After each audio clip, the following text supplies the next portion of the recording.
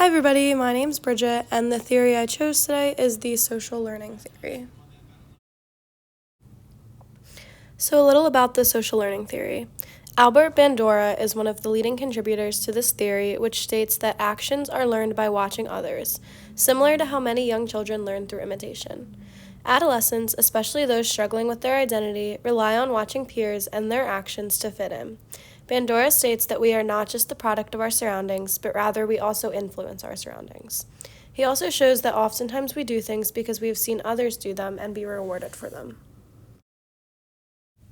I believe that this theory works. One reason is because of the idea of social pressures and peer opinion. One quote from Social Media and Mental Health that I believe showcases this is, "In early adolescence, when identities and sense of self-worth are forming, brain development is especially susceptible to social pressures and peer opinions and peer comparison." Similar to the ideas in the social learning theory, adolescent peers rely heavily on the actions of their surroundings to impact the way they act and their personalities in order to fit in. A second reason that I believe this works relates to the idea of risk-taking in adolescence.